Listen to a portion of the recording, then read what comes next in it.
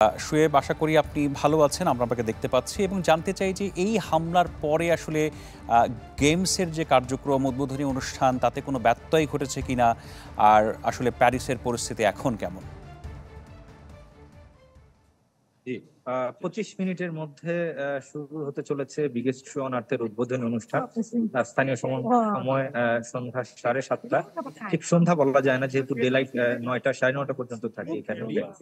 সেই জায়গাটা থেকে প্রথমবারের মতো আসলে ডে-লাইট, অর্থাৎ দিন এবং রাত দু অর্ধেই এই উদ্বোধনী অনুষ্ঠানটা আয়োজিত হতে যাচ্ছে, এবং প্রথমবারের মতো সেটা স্টেডিয়ামের বাইরে, একেবারে সেন নদীর পার ঘেঁষে। আমি যদি একটু দেখানোর চেষ্টা করি, আমার পেছনে নিশ্চয়ই দেখতে পাচ্ছেন আইফেল টাওয়ার দেখা যাচ্ছে, এবং আমাদের জন্য মিডিয়ার কর্মীদের জন্য এই জায়গাটাকে বরাদ্দ দেওয়া হয়েছে।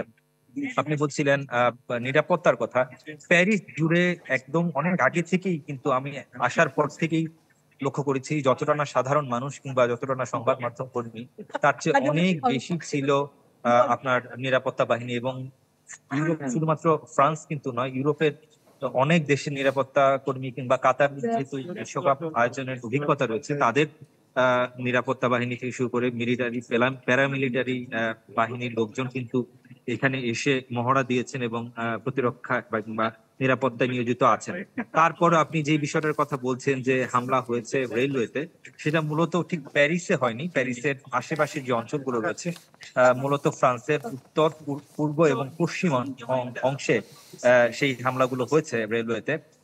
সিটিতে হয়নি। সিটিটা মোটামুটি ভাবে যে পরিমাণে, আমি যেটা বলছিলাম, নিরাপত্তা যে পরিমাণে চাদরে ঢেকে ফেলা হয়েছে, সেই জায়গাটা প্যারিস কিন্তু অনেক বেশি নিরাপদ হচ্ছে। তবে প্যারিসে আসা যাওয়ার ক্ষেত্রে অনেক বড় বিড়ম্বনার সম্মুখীন হয়েছেন যারা প্যারিসে থাকেন কিংবা যারা বাইরে থেকে আসতে চাইছেন কিংবা স্পেক্টেটর্স যারা রয়েছেন তারা প্যারিসে।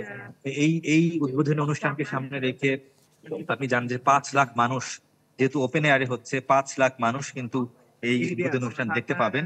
পক্ষান্তরে ৮ লাখ মানুষ প্যারিসের বাইরে তারা আটকা পড়েছেন কিংবা তারা বিড়ম্বনার শিকার হচ্ছেন প্যারিসে আসতে কিংবা প্যারিস থেকে বের হতে, এই এই জটিলতার জন্য কিংবা এই রেলওয়েতে এই সমস্যার জন্য। অতএব কিছুটা হলেও তো অবশ্যই ইফেক্ট পড়ছেই। তো নিরাপত্তা নিয়ে আসলে কোনো শঙ্কা অন্তত প্যারিসে নেই, এটুকু বলতে পারি।